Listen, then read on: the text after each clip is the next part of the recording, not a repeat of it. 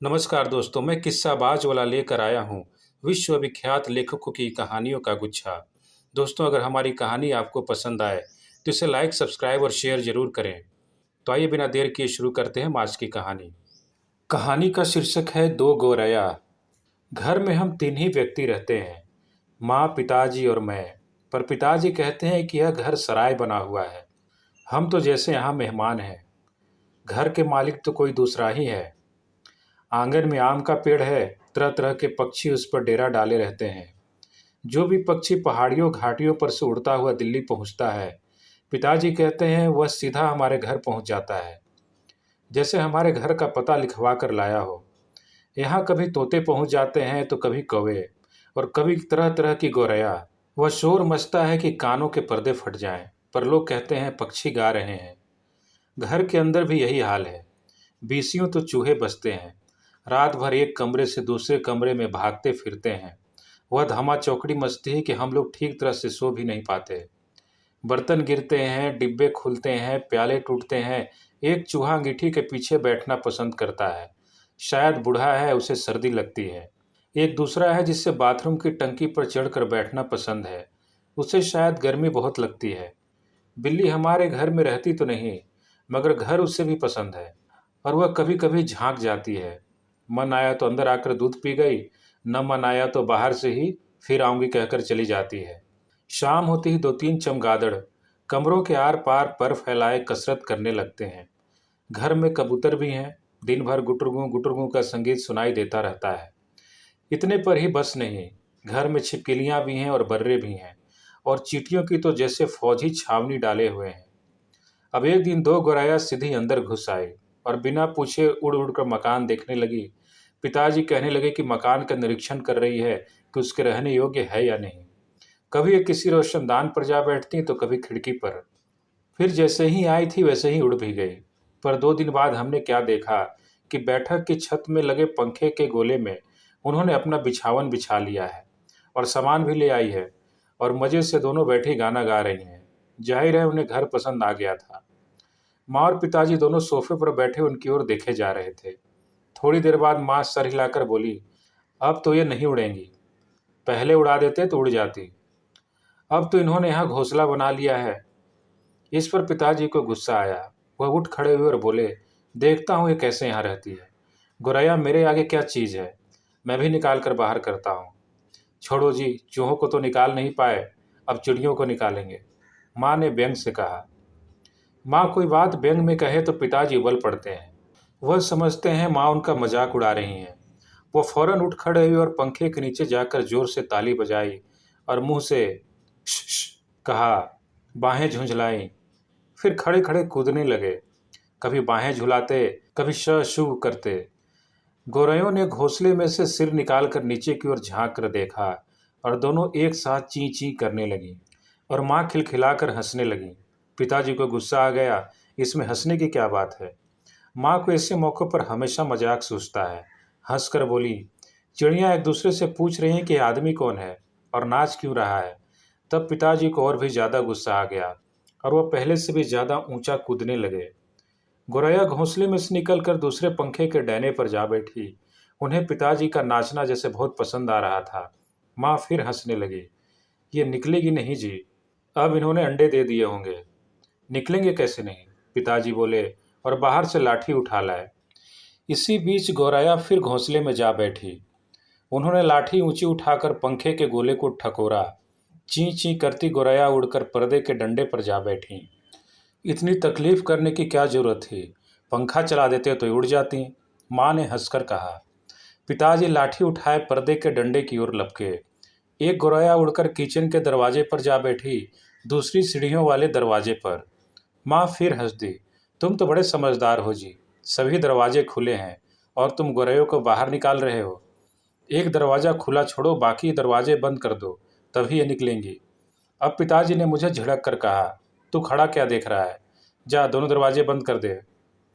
मैंने भागकर दोनों दरवाजे बंद कर दिए, केवल किचन वाला दरवाज़ा खुला रहा। पिताजी ने लाठी उठाई और गौरैया पर हमला बोल दिया। एक बार तो झूलती लाठी माँ के सिर पर लगते लगते बची। ची ची करती चिड़ियाँ कभी एक जगह तो कभी दूसरी जगह पर जा बैठती। आखिर दोनों किचन की ओर खुलने वाले दरवाजे में से बाहर निकल गए। माँ तालियां बजाने लगीं। पिताजी ने लाठी दीवार के साथ टिका कर रख दी और छाती फैलाए कुर्सी पर आ बैठे। आज दरवाजे बंद रखो, उन्होंने हुक्म दिया। एक दिन अंदर नहीं घुस पाएंगी तो घर छोड़ देंगी। तभी पंखे के ऊपर से ची ची की आवाज़ सुनाई पड़ी और माँ खिलखिलाकर हंस दी। मैंने सिर ऊपर उठाकर देखा कि दोनों गोरैया फिर से अपने घोंसले में मौजूद थीं। दरवाजे के नीचे से आ गई हैं, माँ बोली। मैंने दरवाजे के नीचे देखा। सचमुच दरवाजों के नीचे थोड़ी थोड़ी जगह खाली थी। पिताजी को फिर गुस्सा आ गया। माँ मदद करती तो नहीं थी, बैठे हंसी जा रही थी। अब तो पिताजी गोरोयों पर पिल पड़े। उन्होंने दरवाजों के नीचे कपड़े ठूंस दिए ताकि कहीं कोई छेद बचा नहीं रह जाए, और फिर लाठी झुलाते हुए उन पर टूट पड़े। चिड़िया चीं चीं करती फिर बाहर निकल गई, पर थोड़ी देर बाद ही वे फिर कमरे में मौजूद थीं। अब की बार वो रोशनदान में से आ गई थीं, जिसका एक शीशा टूटा हुआ था। देखो जी, चिड़ियों को मत निकालो, माँ ने अब की बार गंभीरता से कहा। अब तो इन्होंने अंडे भी दे दिए होंगे। अब ये यहाँ से नहीं जाएंगी। क्या मतलब, मैं कालीन बर्बाद करवा लूँ? पिताजी बोले और कुर्सी पर चढ़कर रोशनदान में कपड़ा ठूंस दिया और फिर लाठी झुलाकर एक बार फिर चिड़ियों को खदेड़ दिया। दोनों पिछले आंगन की दीवार पर जा बैठी। इतने में रात हो गई। हम खाना खाकर ऊपर जाकर सो गए। जाने से पहले मैंने आंगन में झांक कर देखा, चिड़ियाँ वहाँ पर नहीं थीं। मैंने समझ लिया कि उन्हें अक्ल आ गई होगी। अपनी हार मानकर किसी दूसरी जगह चली गई होंगी। दूसरे दिन इतवार था। जब हम लोग नीचे उतर कर आए तो वो फिर से मौजूद थीं और मज़े से बैठी मल्हार गा रही थीं। पिताजी ने फिर लाठी उठा ली। उस दिन उन्हें गोरैयों को बाहर निकालने में बहुत देर नहीं लगी। अब तो रोज़ यही कुछ होने लगा। दिन में तो वे बाहर निकाल दी जाती, पर रात के वक्त जब हम सो रहे होते तो न जाने किस रास्ते से वे अंदर घुस आती। पिताजी परेशान हो उठे। आखिर कोई कहाँ तक लाठी झुला सकता है? पिताजी बार बार कहें, मैं हार मानने वाला आदमी नहीं हूँ, पर आखिर वह भी तंग आ गए थे। आखिर जब उनकी सहनशीलता चूक गई तो वह कहने लगे कि वह गोरैयों का घोंसला नोच कर निकाल देंगे, और वह फौरन ही बाहर से एक स्टूल उठा लाए। घोंसला तोड़ना कठिन काम नहीं था। उन्होंने पंखे के नीचे फर्श पर स्टूल रखा और लाठी लेकर स्टूल पर चढ़ गए। किसी को सचमुच बाहर निकालना हो तो उसका घर तोड़ देना चाहिए, उन्होंने गुस्से से कहा। घोंसले में से अनेक तिनके बाहर की ओर लटक रहे थे। गोरैयों ने सजावट के लिए मानो झालर टांग रखी हो। पिताजी ने लाठी का सिरा सूखी घास के तिनकों पर जमाया और दाईं ओर खींचा। दो तिनके घोंसले में से अलग हो गए और फरफराते हुए नीचे उतरने लगे। चलो, दो तिनके तो निकल गए, माँ हंसकर बोली। अब बाकी 2000 भी निकल जाएंगे। तभी मैंने बाहर आंगन की ओर देखा और मुझे दोनों गोरैया नजर आए। दोनों चुपचाप दीवार पर बैठी थीं। इस बीच दोनों कुछ कुछ दुबला गई थीं, कुछ कुछ काली पड़ गई थीं। अब वे चहक भी नहीं रही थीं। अब पिताजी लाठी का सिरा घास के तिनकों को ऊपर रखकर वहीं रखे रखे घुमाने लगे। इससे घोंसले के लंबे लंबे तिनके लाठी के सिर के साथ लिपटने लगे। वे लिपटते गए और घोंसला लाठी के इर्द गिर्द खींचता चला आने लगा। फिर वह खींच खींच कर लाठी के सिरे से इर्द गिर्द लपेटा जाने लगा। सूखी घास, रुई के फाहे और धागे और थिगलियां लाठी के सिरे पर लिपटने लगीं। तभी सहसा जोर की आवाज आई, ची ची ची ची। पिताजी के हाथ ठिठक गए। यह क्या? क्या गोरैया लौट आई हैं? मैंने झट से बाहर की ओर देखा। नहीं, दोनों गोरैया बाहर की दीवार पर गुमसुम बैठी थीं। ची ची फिर आवाज आई। मैंने ऊपर देखा। पंखे के गोले के ऊपर से नन्ही नन्ही गोरैया सिर निकाले नीचे की ओर देख रही थीं और ची ची किए जा रही थीं। अभी भी पिताजी के हाथ में लाठी थी और उस पर लिपटा घोंसला का बहुत सा हिस्सा था। नन्ही नन्ही दो गोरैया, वह अभी भी झांके जा रही थीं और ची ची करके मानो अपना परिचय दे रही थी।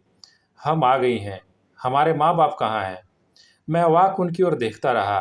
फिर मैंने देखा, पिताजी स्टूल पर से नीचे उतर आए हैं और घोंसलों के तिनकों में से लाठी निकाल कर उन्होंने लाठी को एक ओर रख दिया है और चुपचाप कुर्सी पर आकर बैठ गए हैं।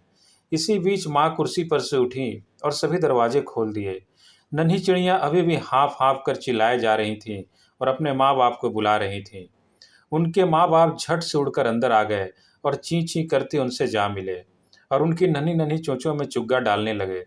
माँ, पिताजी और मैं उनकी ओर देखते रह गए। कमरे में फिर से शोर होने लगा था, पर अब की बार पिताजी उनकी ओर देख देख कर केवल मुस्कुराते रहे। धन्यवाद।